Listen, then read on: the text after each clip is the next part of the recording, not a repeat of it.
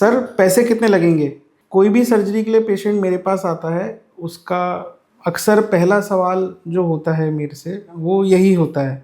But मैं doctor Vishu Jain, consultant GI surgeon, आज आपसे डिकोड करूँगा कि अगर आपको कोई सर्जरी कराने की ज़रूरत है, तो आपके क्या सवाल होने चाहिए। और इसी सीरीज़ में आज हम पहले बात करेंगे कि गॉल ब्लैडर सर्जरी के लिए अगर आपको किसी सर्जन ने या किसी फिजिशियन ने बताया है, तो आपके सर्जन से पहले 7 सवाल क्या होने चाहिए। कॉस्ट भी एक सवाल है, बट वो 7वां सवाल है। आइए बात करते हैं। सबसे पहला सवाल आपका होना चाहिए कि डॉक्टर साहब, मुझे गॉल ब्लैडर में प्रॉब्लम क्या है जिसके लिए सर्जरी की ज़रूरत है। तो इसके कई सारे जवाब हो सकते हैं। एक हो सकता है कि सिर्फ आपको स्टोन हो, दूसरा कि गॉल ब्लैडर में स्टोन या बिना स्टोन के भी कोई इन्फेक्शन हो गई हो, तीसरा गॉल ब्लैडर से रिलेटेड कोई कॉम्प्लिकेशन हुई हो, जैसे कोलिडोकोलिथियासिस या जॉन्डिस या पैनक्रेटाइटिस। तो ये है। या चौथा जो है कि गॉल ब्लैडर आपको प्रोफाइलेक्टिक या बचाव के तौर पे या प्रिवेंशन के नज़रिए से निकाला जा रहा है।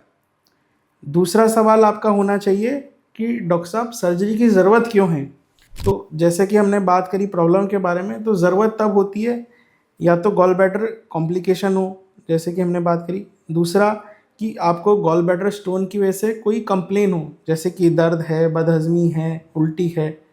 तीसरा, कोई गॉल ब्लैडर अटैक या कोलेसिस्टाइटिस हुआ हो या इन्फेक्शन हुआ हो। चौथा कि आपको प्रोफाइलेक्टिक निकलवाने के लिए बताया गया। प्रोफाइलेक्टिक कब निकालते हैं? जब या तो स्टोन 2 सेंटीमीटर से बड़ा हो, या फिर पेशेंट को कभी कभार दर्द होता हो, या गॉल ब्लैडर में कोई पॉलिप हो, खासतौर पे 1 सेंटीमीटर से बड़ा। और चौथा कि परिवार में किसी को गॉल ब्लैडर कैंसर की शिकायत रही हो और उसके साथ में कोई दिक्कत आ रही हो, स्टोन हो, पॉलिप हो। तो ये कुछ रीजंस रहते हैं। इसके अलावा हम बात करेंगे नेक्स्ट सवाल क्या होना चाहिए। तो नेक्स्ट सवाल आपका होना चाहिए कि सर, टाइप ऑफ सर्जरी कौन सी यूज़ होगी। तो गॉल ब्लैडर सर्जरी जो है आमतौर पे लेप्रोस्कोपिक की जाती है। उसके अलावा और भी पद्धति होती हैं, जैसे रोबोटिक या फिर ओपन सर्जरी। चौथा कि आपको पूछना चाहिए कि सर, सर्जरी की सेफ्टी क्या है और जो आपके मेथड्स हैं इसमें से कन्वर्जन रिस्क क्या है।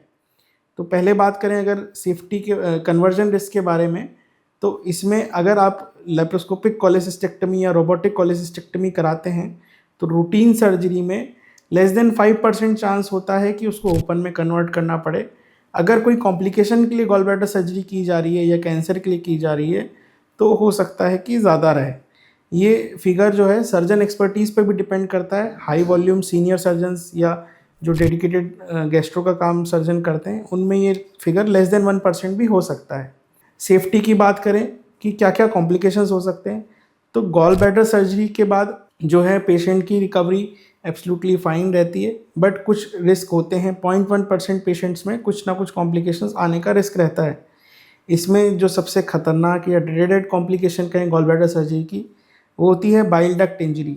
जी हाँ, गॉल ब्लैडर जो है लिवर से बाइल डक्ट के माध्यम से जुड़ा रहता है, बट 1000 में से एक केस में बाइल डक्ट इंजरी का भी रिस्क रहता है। इसके लिए जो आजकल नई पद्धति है रोबोटिक सर्जरी, उसमें इसकी सेफ्टी बढ़ाने के लिए आईसीजी, इंडोसाइनिन ग्रीक का माध्यम भी यूज़ करते हैं, जिससे सर्जरी की सेफ्टी बढ़ जाती है। दूसरा क्या और रिस्क होते हैं, तो पेशेंट को कई और आसपास के ऑर्गन जैसे डुओडेनम में रिस्क रहता है, स्टोन स्पिलेज का रिस्क रहता है, लिवर से ब्लीडिंग का रिस्क रहता है। हालांकि अगर इनमें से कोई प्रॉब्लम आती है, जनरली ऑपरेटिवली वो मैनेज हो जाती है, बट ये एक ऑपरेशन के दौरान होने वाले रूटीन कुछ इश्यूज़ हैं जो आ सकते हैं। लॉन्ग टर्म में बात करें तो गॉल ब्लैडर में अगर खासतौर पे कॉम्प्लिकेटेड गॉल ब्लैडर सर्जरी हुई हो, तो कई बार एक नली रखी जाती है जो कुछ टाइम के लिए रखते हैं, और उसमें हो सकता है कि गंदा पानी आए। और गंदा पानी जब आता है तो कई बार, इसको बाइल जूस भी कहते हैं, कई बार इसके लिए एंडोस्कोपिक स्टेंटिंग या ईआरसीपी का भी यूज़ किया जाता है। और जैसे कि हमने बात करी बाइल डक्ट इंजरी की, तो इसमें अगर कोई इस तरह का इशू आता है तो कई बार पेशेंट को सेकंड सर्जरी या सेकंड ईआरसीपी की रिक्वायरमेंट भी होती है। उसके अलावा बात करें कि पेशेंट को रिकवरी कैसी रहती है, तो पेशेंट जनरली जो है ऑपरेशन के बाद नेक्स्ट डे उठता है, चलता फिरता है, अपना यूरिन वगैरह मोशन वगैरह कर लेता है। नेक्स्ट डे से ही उसकी डाइट चालू हो जाती है, और आमतौर पे गॉल ब्लैडर सर्जरी के patient with in 24 to 48 hours discharge हो जाते हैं। अगर सर्जरी कॉम्प्लिकेटेड रही हो या कुछ कॉम्प्लिकेटेड डिजीज़ के लिए गई है, तो हो सकता है ये स्टे बढ़ जाए किसी किसी केस में आईसीयू की रिक्वायरमेंट भी आ सकती है। इसके अलावा अगर रूटीन सर्जरी जैसे हम बात करें तो पेशेंट को हम सॉफ्ट डाइट पे नेक्स्ट डे डिस्चार्ज कर देते हैं और विद इन 3-4 डेज़ उनको नॉर्मल डाइट स्टार्ट कर देते हैं। उनको इंस्ट्रक्शंस रहता है कि फॉर नेक्स्ट 20 डेज़ आप लो फैट डाइट लें और धीरे धीरे आप अपनी डाइट को नॉर्मलाइज उसके बाद कर सकते हैं। पोस्ट ऑपरेटिव में हम बात करें कि पेशेंट को कब दिखाने आता है, ये पूछना हैं डॉक्टर साहब। तो आपको जो है पेशेंट को यूजुअली हम 10 to 14 डेज़ में बुलाते हैं स्टिच रिमूवल के लिए। उसके अलावा हम एक और इम्पॉर्टेंट चीज़ चेक करते हैं कि गॉल ब्लैडर जो भेजा था, निकाला था, उसको टेस्टिंग के लिए जब भेजा था तो उसकी रिपोर्ट में क्या आया है। 1% रिस्क होता है उसमें भी गॉल ब्लैडर में कैंसर आने का, खास तौर पे हमारे इंडियन कंटेक्स्ट में देखें तो ये डेटा थोड़ा सा ज़्यादा है।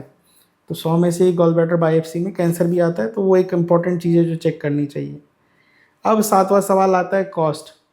तो सर्जरी की कोई भी जो कॉस्ट है वो बहुत ज़्यादा डिपेंड करती है कि आप किस शहर में रहते हैं, किस तरह के अस्पताल में सर्जरी के लिए गए हैं, सर्जन का एक्सपर्टीज़ क्या है, आप अपने सर्जरी के अलावा जो अदर फैसिलिटीज़ हैं वो क्या चाहते हैं। सर्जरी में भी आप ओपन चाहते हैं, लेप्रोस्कोपिक चाहते हैं, या फिर उसमें भी लेप्रोस्कोपिक में एडवांस सिस्टम 4K रहता है, उस तरह के सिस्टम में करवाना चाहते हैं, या फिर आप रोबोटिक चाहते हैं।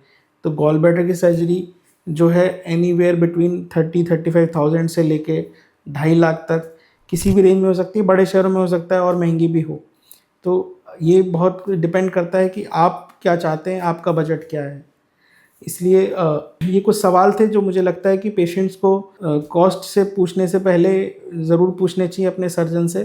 कोई भी सर्जन जो है वो सही सवालों से घबराता नहीं है और आपका अच्छे से जवाब देता है। उससे आप अब सर्जन की कैपेबिलिटी और उसके व्यवहार के बारे में भी आप काफ़ी कुछ जान सकते हैं।